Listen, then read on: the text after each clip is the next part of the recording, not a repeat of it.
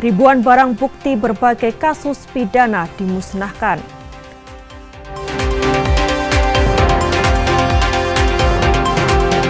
Harga telur naik, dampak permintaan tinggi menu MBG.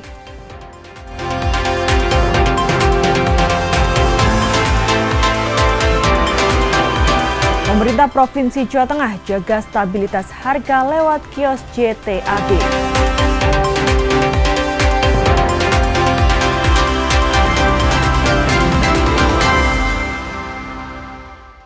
Saudara, apa kabar Anda hari ini? Selain 3 informasi tadi, sejumlah informasi menarik lainnya akan kami hadirkan untuk melengkapi Kompas Jateng hari ini.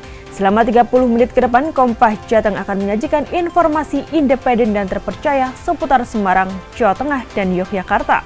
Bersama saya, Febriana Mila.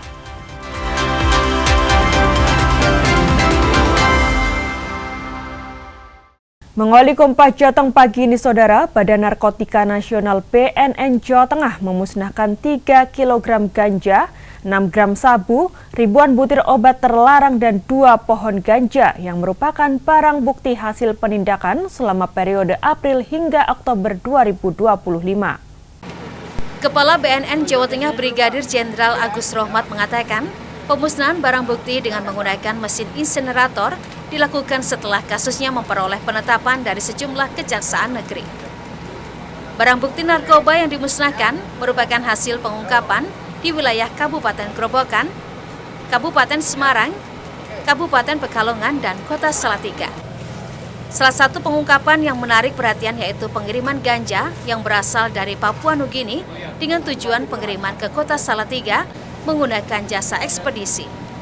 9 tersangka berhasil ditangkap oleh petugas gabungan. Setelah mendapatkan informasi dari teman-teman Bea Cukai, maka kami membentuk tim gabungan dan melakukan penyelidikan.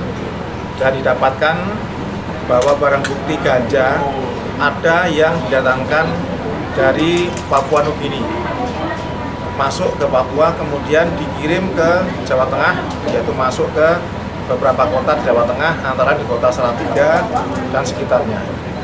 Ini merupakan hal yang baru dan perlu diwaspadai masuknya jaringan Papua Nugini ke Indonesia, khususnya di Jawa Tengah.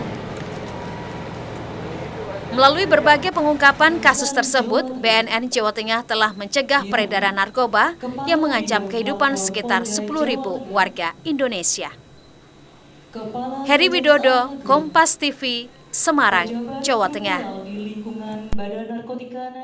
Sementara itu, Saudara, Kejaksaan Negeri Kota Semarang memusnahkan barang bukti 97 perkara sejak Mei hingga September 2025.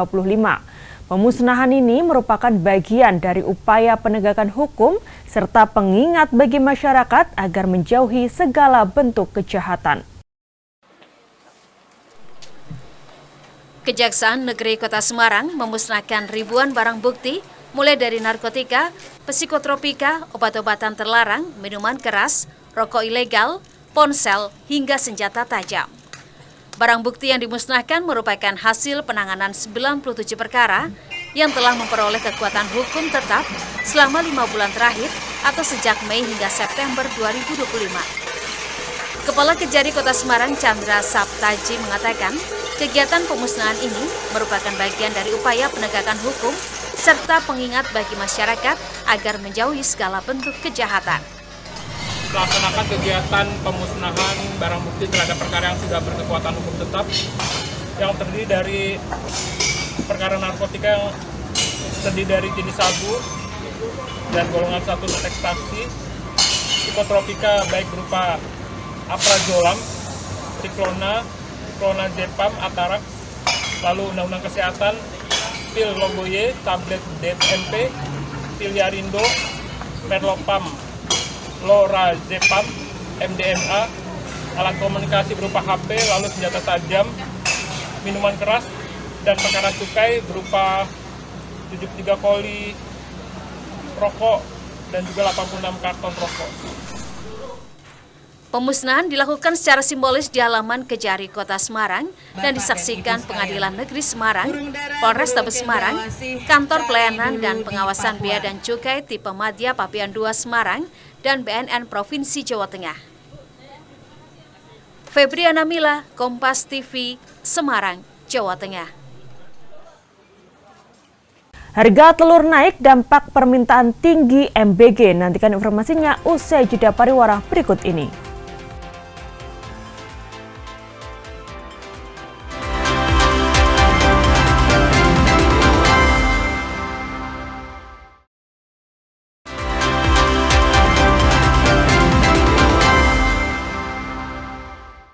Masih di Kompas Jateng bersama saya Febriana Mila. Gubernur Jawa Tengah Ahmad Lutfi meninjau SPPG Jebres Kota Solo. SPPG ini sudah mengantongi sertifikat higienis sanitasi dan personelnya sudah terlatih untuk menyiapkan menu MBG sesuai standar operasional prosedur. Satuan Pelayanan Pemenuhan Gizi Jebres Solo Jawa Tengah merupakan SPPG pertama yang beroperasi penuh di Kota Bengawan. SPPG ini juga sudah mengantongi sertifikat layak hygiene sanitasi serta personelnya terlatih dengan baik. Gubernur Jawa Tengah Ahmad Lutfi ditemani Wali Kota Surakarta Respati Ardi Rabu pagi meninjau langsung penyiapan makanan bagi anak-anak. SPPG ini melayani MBG untuk 3.207 siswa mulai dari TK hingga SMA di area pelayanannya. Gubernur Ahmad Lutfi datang untuk memastikan proses memasak berjalan sesuai standar. Selain itu, tidak ada jeda lama antara memasak dengan penyajian. Gubernur Jawa Tengah Ahmad Lutfi sudah memerintahkan setiap kabupaten kota untuk membuat posko MBG 24 jam sebagai langkah mitigasi. Termasuk kita juga melibatkan seluruh komponen, diantaranya adalah di seluruh SPPG sudah punya WA Group yang di dalamnya itu ada personel SPPG, kemudian perwakilan wali murid, kemudian perwakilan anak-anak kepala sekolah dan lain sebagainya, termasuk ibu hamil menyusui. Di dalam grup itu akan terjadi adanya dialog dan interaktif, sehingga masukan kedua pihak akan menjadikan MPBG ini menjadi hal yang menjadi biasa bahwa hadirnya pemerintah dalam rangka menyehatkan serta membuat anak-anak kita ke depan ada lebih sejahtera dan mempunyai kecerdasan tinggi. SPPG yang saat ini operasional juga diwajibkan segera mengurus sertifikat kelayakan. Selain itu, proses selanjutnya adalah sertifikasi halal untuk menjamin mutu dan kualitas makanan yang disajikan. Pemerintah daerah wajib memantau dan menyiapkan tim yang bertugas memastikan makanan tidak akan menimbulkan dampak negatif. Widi Nugroho, Kompas TV, Solo, Jawa Tengah. Sementara itu, saudara, di tengah maraknya insiden keracunan massal makan bergizi gratis, ada kabar menyejukkan dari Kabupaten Purbalingga, Jawa Tengah. Program makan bergizi gratis justru selalu dinanti siswa. Menu yang disajikan Satuan Pelayanan Pemenuhan Gizi atau SPPG di Kabupaten Purbalingga telah ditunggu-tunggu untuk disantap siswa. Dini hari menjadi waktu yang sibuk untuk relawan di Satuan Pelayanan Pemenuhan Gizi atau SPPG Kalikajar 1, Kabupaten Purbalingga, Jawa Tengah. Puluhan pekerja mengenakan alat pelindung diri mulai beraktivitas di bagiannya masing-masing. Ada yang sedang memasak, ada yang mempersiapkan makanan, dan ada pula yang menata ompreng atau tempat makanan. Standar bekerja untuk relawan di SPPG ini adalah selalu mengenakan alat pelindung diri atau APD, seperti penutup kepala, masker, sarung tangan, dan juga pelindung baju hingga alas kaki yang bersih. Tujuannya agar kualitas dan standar kebersihan makanan selalu terjamin. SPPG Kalikajar 1 ini melayani 44 sekolah dari berbagai jenjang, yaitu PAUD hingga SMA sederajat, balita, bumil, dan busui atau B3. Untuk menjaga kualitas, SPPG ini mengolah makanan dalam 2 sesi, yakni pertama pada pukul 2 pagi dan pukul 4 pagi. Ketika bahan baku pangan itu lolos dari proses pemeriksaan, kemudian nanti akan disimpan disesuaikan dengan karakteristik dari bahan baku tersebut. Misalkan untuk daging-dagingan itu nanti dimasukkan ke penyimpanan basah, dan juga untuk bumbu-bumbu masakan yang berkemasan nanti dimasukkan di penyimpanan. Kemudian nanti dari proses pemasakan diatur suhu dan lain-lain, dicek secara berkala, kemudian kematangan, Dan setelah itu makanan masak didinginkan sementara dengan menggunakan kipas sehingga nanti ketika dibungkus tidak dalam keadaan yang panas. Kemudian kualitas makanan yang disajikan untuk penerima manfaat menjadi prioritas utama di SPPG Kalikajar 1, Kabupaten Purbalingga. Selesai dari dapur, MBG kemudian didistribusikan ke sekolah-sekolah. Dan MBG yang disajikan oleh SPPG Kalikajar ini telah ditunggu-tunggu oleh siswa. Sebab selain enak dan bergizi, menunya selalu beragam setiap harinya. Hanum, kamu seneng nggak dapat MBG tiap hari sekarang? Senang sekali. Kenapa? Kenapa kok seneng? Soalnya mendapat makanan bergizi gratis dan berbagai variasi lah, Pak. Kalau dapat MBG jadi lebih semangat karena sudah makan nih. Aku pengen semoga makan bergizi gratisnya bisa jalan terus. Juga semoga lebih sering-sering kasih makanan yang yang enak. Tak jarang, bahkan siswa penerima manfaat menyampaikan request menu yang diinginkan. Kalau bagi siswa ini sangat luar biasa, terutama untuk pemenuhan gizi dari siswa-siswi di sekolah kami. Kami dari pihak sekolah selalu meyakinkan kepada wali murid bahwa untuk MBG yang diberikan di sekolah kami aman.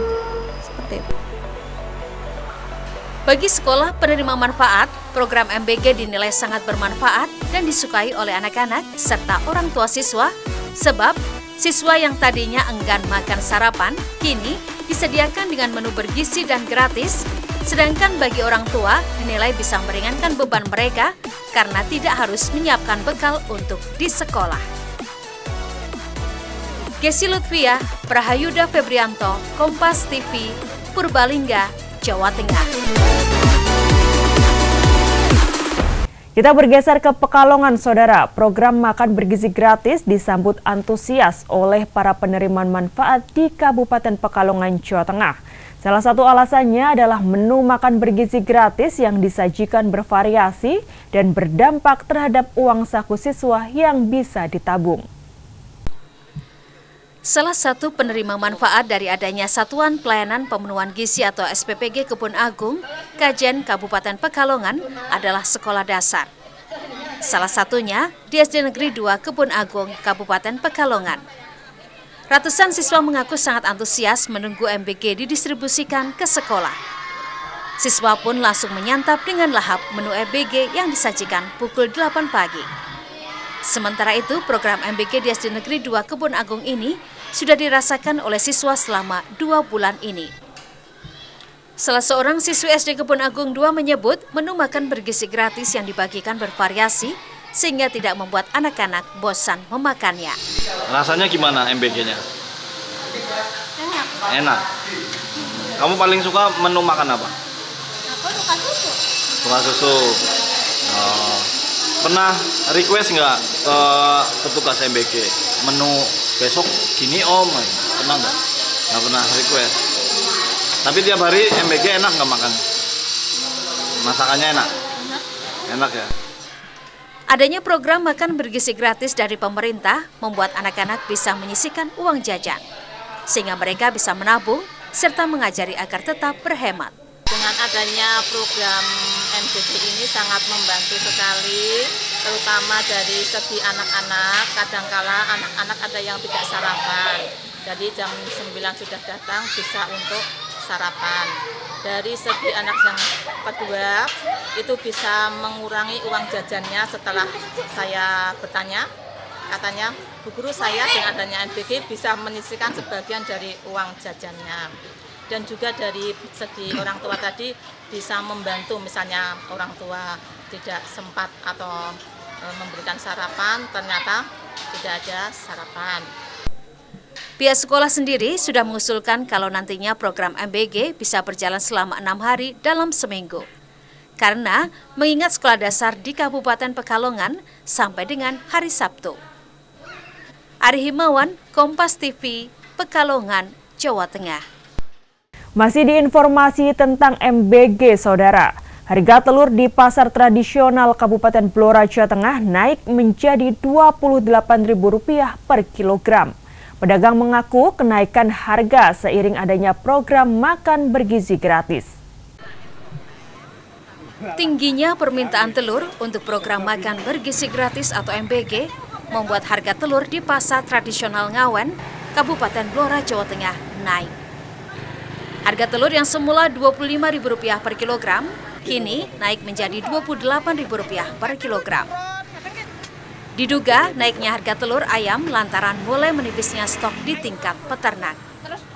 Hal ini menyusul banyaknya dapur SPPG yang membeli telur dengan jumlah banyak langsung di tingkat peternak. Ada kenaikan sedikit. Berapa sekarang harganya? Harga jual 28.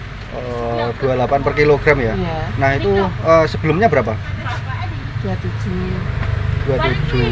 Nah kenaikannya itu sejak kapan Bu? Ya hari ini, dari kemarin. Nah untuk telur ini terjadi kenaikan terus ya Bu atau gimana? Iya, nggak pernah 25 tuh nggak pernah tuh ada MBG loh. Oh gara-gara MBG berarti ya? Mungkin.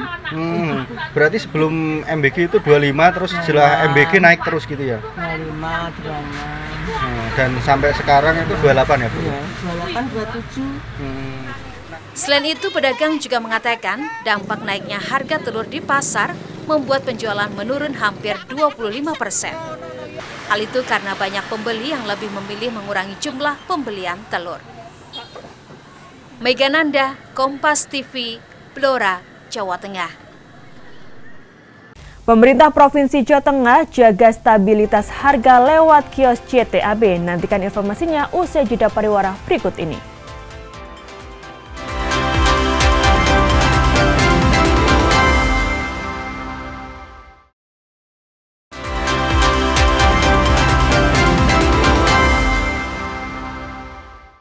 Terima kasih Anda masih di Kompas Jateng bersama saya Febriana Mila.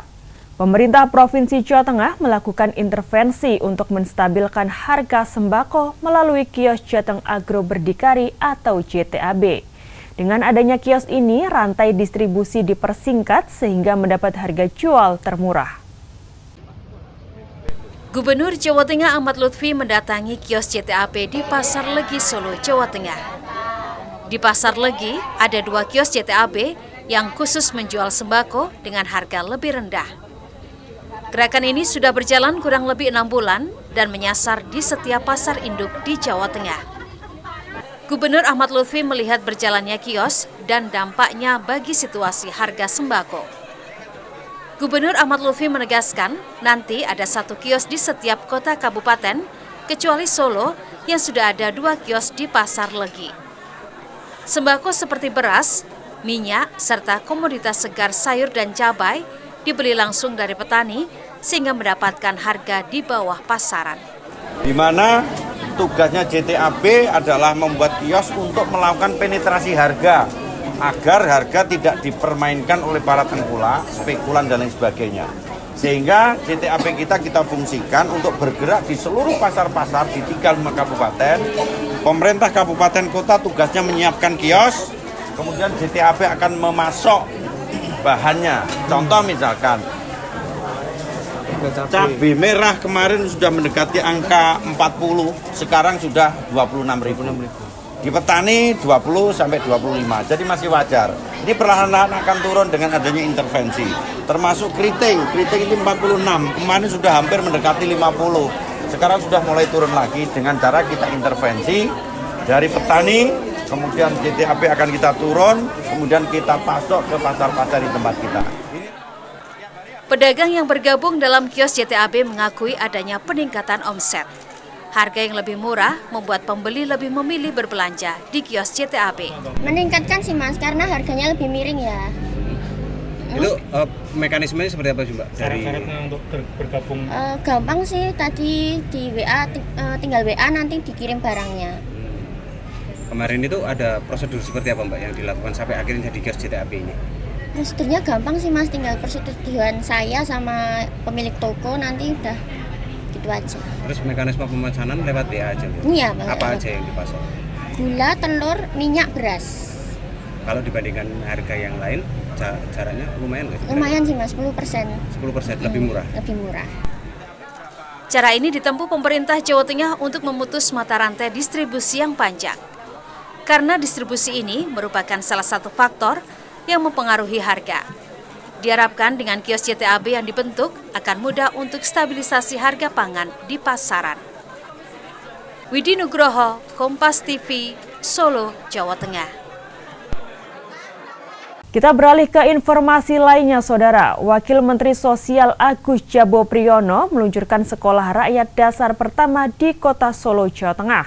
Sekolah ini memiliki 50 orang siswa dan terbagi dalam 2 rombongan belajar. Sekolah Rakyat Dasar 2 Solo, Jawa Tengah merupakan sekolah rakyat jenjang SD yang pertama beroperasi di wilayah Solo. Gedung Sekolah Rakyat Dasar pertama ini masih menggunakan fasilitas milik Balai Pelatihan Vokasi dan Produktivitas milik Kementerian Tenaga Kerja. Jadi sekolah rakyat ini adalah program Bapak Presiden, ya, diperuntukkan bagi saudara-saudara kita yang kurang mampu. Tujuannya adalah untuk memutus transmisi kemiskinan. Sementara para orang tua wali sebagian besar berasal dari keluarga kurang mampu. Dan ada sejumlah anak yang sudah yatim piatu dan berada dalam kondisi kekurangan. Sekolah rakyat menjadi solusi bagi mereka untuk tetap bersekolah dan mendapat jaminan kesehatan serta kelayakan. Biar jadi anak yang sukses, orang tuanya tidak ada, anak yatim. Ibunya sama ayahnya kena corona. Kalau dulu sempat sekolah atau belum pernah sekolah? Sudah kelas 2. Terus akhirnya dipindah ke sini, anaknya mau nggak, Mbak? Mau. Sempat nangis dulu atau gimana gitu? Enggak, malah udah pamitan sama temen-temennya. Secara bertahap, pembangunan sekolah rakyat di Solo akan dimulai pada tahun ini. Pemerintah daerah sudah mencari lokasi yang nantinya menjadi sekolah rakyat yang tidak lagi menumpang. Diharapkan tahun depan, bangunan dengan luas total 8,2 hektar sudah jadi di wilayah Kabupaten Sukoharjo. Widi Nugroho, Kompas TV, Solo, Jawa Tengah. Informasi tadi sekaligus mengakhiri Kompas Jateng hari ini. Saya Febriana Mila, mewakili kerabat kerja yang bertugas mengucapkan terima kasih atas perhatian Anda. Selamat mengikuti acara kami selanjutnya dan sampai jumpa. Kompas TV, independen, terpercaya.